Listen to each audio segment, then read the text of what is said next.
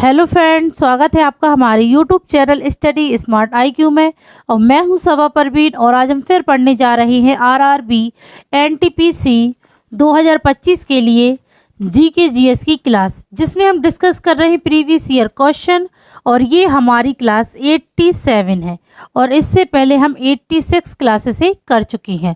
So I hope आपको ये video पसंद आती हो और ऐसे ही वीडियो देखने के लिए हमारे चैनल को लाइक करें, शेयर करें, सब्सक्राइब करना ना भूलें। तो चलिए स्टार्ट करते हैं क्लास। फर्स्ट क्वेश्चन है, रविंद्रनाथ टैगोर को किस पुस्तक के लिए साहित्य का नोबेल पुरस्कार मिला? तो रविंद्रनाथ टैगोर, ठीक है, रविंद्रनाथ टैगोर, इन्हें गुरुदेव भी कहा जाता है, ठीक है ना, इन्हें गुरुदेव भी कहा जाता है। और इन्हें किस पुस्तक के लिए साहित्य का नोबेल पुरस्कार प्राप्त हुआ था?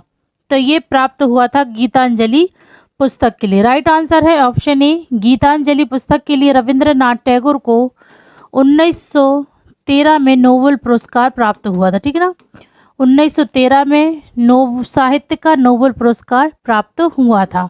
और रविंद्रनाथ टैगोर ये नोबेल पुरस्कार प्राप्त करने वाले पहले एशियाई, पहले गैर यूरोपीय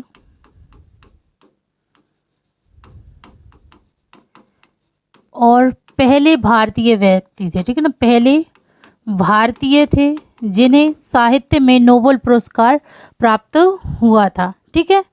फिर रविंद्रनाथ टैगोर, इन्होंने राष्ट्रगान लिखा, ठीक है ना, इन्होंने भारत का राष्ट्रगान और बांग्लादेश का राष्ट्रगान लिखा, ठीक है ना, भारत का और बांग्लादेश का राष्ट्रगान लिखा है किसने?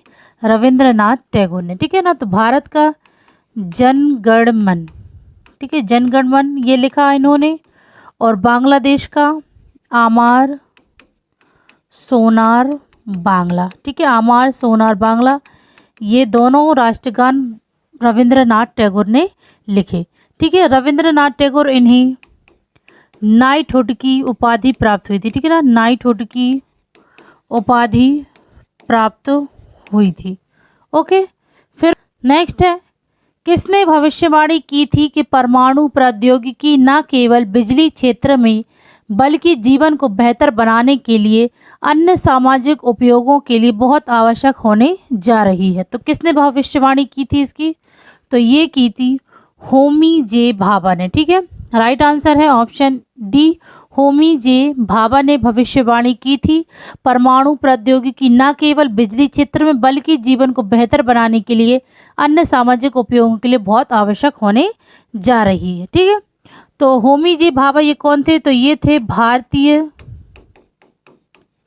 परमाणु कार्यक्रम के जनक, ठीक है ना, भारतीय परमाणु कार्यक्रम के जनक थे, ठीक है ना, होमी जे भाभा। फिर बात करें APJ अब्दुल कलाम, तो APJ अब्दुल कलाम, इन्हें मिसाइल मैन के नाम से जाना जाता था और ये भारत के 11वें राष्ट्रपति थे, ठीक है, भारत के 11वें राष्ट्रपति थे APJ अब्दुल कलाम। फिर है JC बोस सर, तो यह एक विज्ञानी है, ठीक है ना, वैज्ञानिक है। और CV रमन, तो ये भी वैज्ञानिक है और इन्होंने रमन प्रभाव की खोज की थी, ठीक है ना, रमन प्रभाव की खोज कब की थी? तो ये की थी 28 फरवरी 1928 को, ठीक है, 28 फरवरी 1928 को इन्होंने रमन प्रभाव की खोज की थी और इसी के लिए इन्हें 1930 में, ठीक है, 1930 में भौतिकी में नोबेल पुरस्कार प्राप्त हुआ था, ठीक है ना, भौतिकी में नोबेल पुरस्कार प्राप्त हुआ था। और CV रमन यह भौतिकी में नोबेल पुरस्कार प्राप्त करने वाले पहले व्यक्ति थे, ठीक है ना, पहले व्यक्ति थे जिन्हें भौतिकी में नोबेल पुरस्कार प्राप्त हुआ था। ओके, और 28 फरवरी को हर साल राष्ट्रीय विज्ञान दिवस मनाया जाता है, ठीक है ना, 28 फरवरी को हर साल राष्ट्रीय विज्ञान दिवस मनाया जाता है। ओके, चलिए नेक्स्ट है, निम्नलिखित में से कौन सा भारतीय राज्य नेपाल के साथ अपनी सीमा साझा नहीं करता है। तो इनमें से कौन सा भारतीय राज्य है जो नेपाल के साथ अपनी सीमा साझा नहीं करता? तो बिहार, तो ये तो नेपाल के साथ सीमा साझा करता है, उत्तर प्रदेश भी करता है, पश्चिम बंगाल भी करता है, झारखंड नहीं करता। ठीक है, तो राइट आंसर है ऑप्शन डी, झारखंड। यह नेपाल के साथ अपनी सीमा साझा नहीं करता। और बिहार, उत्तर प्रदेश, पश्चिम बंगाल के अलावा उत्तराखंड और सिक्किम, ये भी नेपाल के साथ सीमा साझा करते हैं। ठीक है ना, ओके।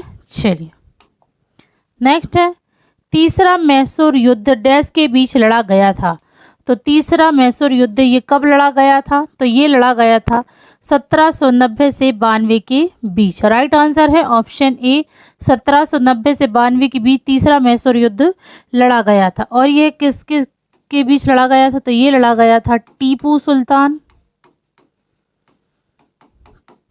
सुल्तान वर्सेस ईस्ट इंडिया कंपनी के बीच। ठीक है ना, Tipu Sultan versus east India company के बीच तीसरा मैसूर युद्ध लड़ा गया था। ओके, नेक्स्ट है, कोलकाता में एक बड़ी संगमरमर की इमारत जिसे अंग्रेजों द्वारा बनाया गया था, जिसकी डिजाइन ताजमहल की प्रतिध्वनि है, डैश है। तो कोलकाता में एक बड़ी संगमरमर की इमारत कौन सी है जिसे अंग्रेजों द्वारा बनवाया गया था और इसकी डिजाइन ताजमहल की प्रतिध्वनि है? तो यह बनवाया गया था विक्टोरिया मेमोरियल। राइट आंसर है ऑप्शन डी, विक्टोरिया मेमोरियल बनाया गया था। ओके, नेक्स्ट है, भारत में तेंदू, अमलतास, बेल किस प्रकार के वनों में पाए जाते हैं? तो भारत में तेंदू, अमलतास और बेल यह पाए जाते हैं शुष्क पर्णपाती वन। राइट आंसर ऑप्शन सी, शुष्क पर्णपाती वनों में पाए जाते हैं। ओके, नेक्स्ट है, अमेरिकी computer company Sun micro systems के संस्थापकों में से कौन थे जिसे बाद में ओरेकल द्वारा अधिग्रहित कर लिया गया? तो अमेरिकी computer company Sun micro system के संस्थापक कौन थे?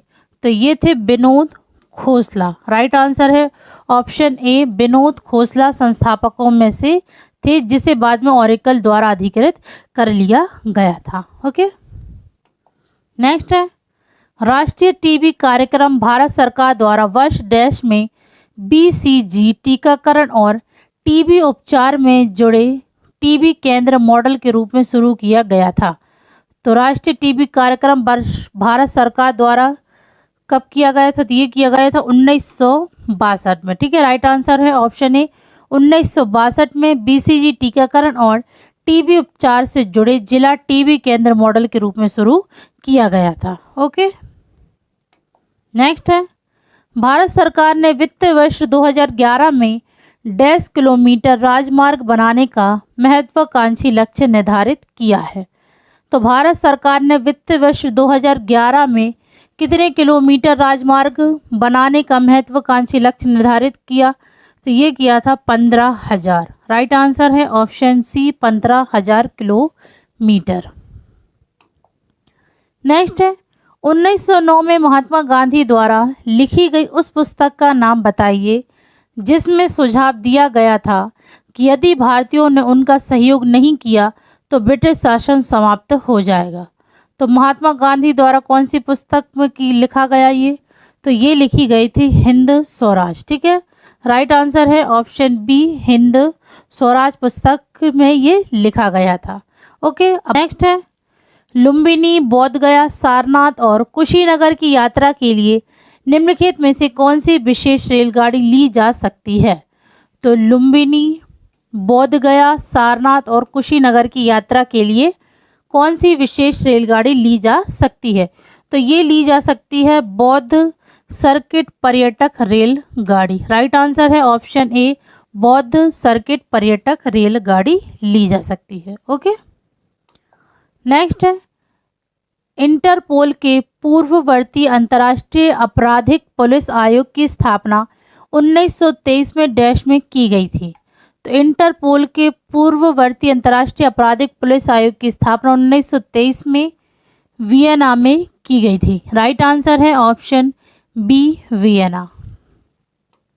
नेक्स्ट है, 2023 में आईसीसी पुरुष क्रिकेट विश्व कप की मेजबानी किस देश ने की?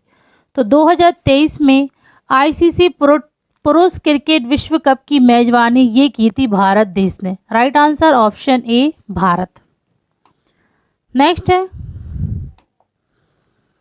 निम्न में से कौन सी नॉन वॉलेटाइल मेमोरी का उदाहरण है?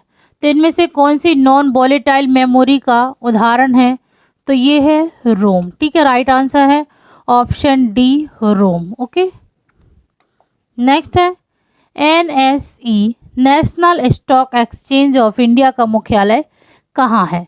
तो national stock exchange of India का मुख्यालय यह है मुंबई में। राइट आंसर है ऑप्शन सी मुंबई में। और इसकी स्थापना कब हुई थी एनएसई की? तो इसकी स्थापना हुई थी 1992 में। ठीक है, राइट आंसर ऑप्शन स्थापना हुई थी 1992 में और इसका राइट आंसर है option C Mumbai. Okay, next है, निम्नलिखित में से कौन एक ऑपरेटिंग सिस्टम नहीं है? तो इनमें से कौन सा एक ऑपरेटिंग सिस्टम नहीं है? तो ये है जावा। ठीक है, राइट आंसर है ऑप्शन बी जावा, ये ऑपरेटिंग सिस्टम नहीं है। ठीक है ना, ये एक लैंग्वेज है। नेक्स्ट है, निम्नलिखित में से कौन मानव शरीर की सबसे बड़ी ग्रंथि है? तो मानव शरीर की सबसे बड़ी ग्रंथि कौन सी है? तो ये है यकृत। राइट आंसर ऑप्शन बी यकृत, यह मानव शरीर की सबसे बड़ी ग्रंथि है। ओके, नेक्स्ट है, भारतीय संविधान की 8वीं अनुसूची में कितनी भाषाओं को सूचीबद्ध किया गया है? तो भारतीय संविधान की 8वीं अनुसूची में कितनी भाषाओं को सूचीबद्ध किया गया है? तो ये किया गया है 22 भाषाओं को सूचीबद्ध। Right answer option C. Next है, भारत के किस राज्य में सर्वप्रथम पंचायत राज संस्था की स्थापना की गई? तो भारत के किस राज्य में सर्वप्रथम पंचायत राज संस्था की स्थापना की गई? तो ये की गई है राजस्थान में। Right answer option C. Next है, भारतीय संविधान के अनुच्छेद डैश के तहत हिंदी को संघ की आधिकारिक भाषा घोषित किया गया था? तो भारतीय संविधान की किस अनुच्छेद के तहत हिंदी को संघ की आधिकारिक भाषा घोषित किया गया था? तो ये किया गया था अनुच्छेद 343 के तहत। Right answer option D. Next है, विद्युत के माध्यम से किसी अन्य पदार्थ के ऊपर किसी भी अन्य वांछित धातु की परत चढ़ाने की प्रक्रिया को डैश कहा जाता है? तो विद्युत के माध्यम से किसी अन्य पदार्थ के ऊपर किसी भी अन्य वांछित धातु की परत चढ़ाने की प्रक्रिया को विद्युत लेपन कहा जाता है। राइट आंसर ऑप्शन सी।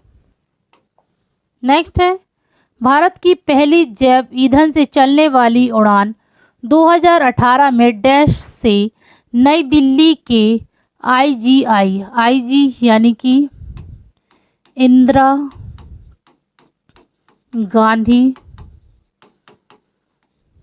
गांधी अंतर्राष्ट्रीय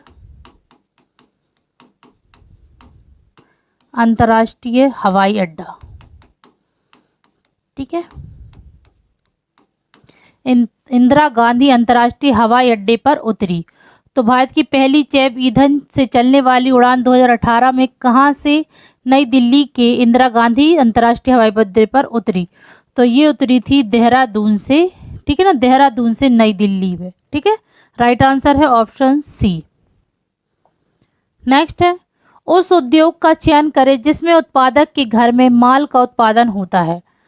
तो इनमें से उस उद्योग का चयन करना है जिसमें उत्पादक के घर में माल का उत्पादन होता है। तो ये है कुटीर उद्योग। राइट आंसर ऑप्शन बी कुटीर उद्योग। नेक्स्ट है, निम्नलिखित में से कौन सी भाषा संयुक्त राष्ट्र की 6 आधिकारिक भाषाओं में से एक है? तो इनमें से कौन सी भाषा संयुक्त राष्ट्र की 6 आधिकारिक भाषाओं में से एक है?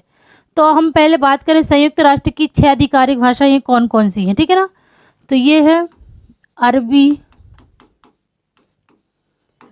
अंग्रेजी, फ्रेंच, रूसी, स्पेनिश और चीनी। ठीक है, ये 6 आधिकारिक भाषाएं हैं। तो अब इनमें से कौन सी संयुक्त राष्ट्र की 6 आधिकारिक भाषाओं में से है? तो ये है चीनी। राइट आंसर है ऑप्शन डी चीनी। नेक्स्ट है यक्षगान किस भारतीय राज्य का लोक प्रदर्शन है? तो यक्षगान किस भारतीय राज्य का लोक प्रदर्शन है? तो ये है कर्नाटक का। ठीक है, राइट आंसर है ऑप्शन डी कर्नाटक। यक्षगान ये कर्नाटक भारतीय राज्य का एक लोक प्रदर्शन है। तो ये थी आज की हमारी क्लास आरआरबी एनटीपीसी 2025 की जी की जीएस की क्लास। आई होप आपको ये वीडियो पसंद आई हो, और ऐसी ही वीडियो देखने के लिए हमारे चैनल को लाइक करें, शेयर करें, सब्सक्राइब करें। Thank you.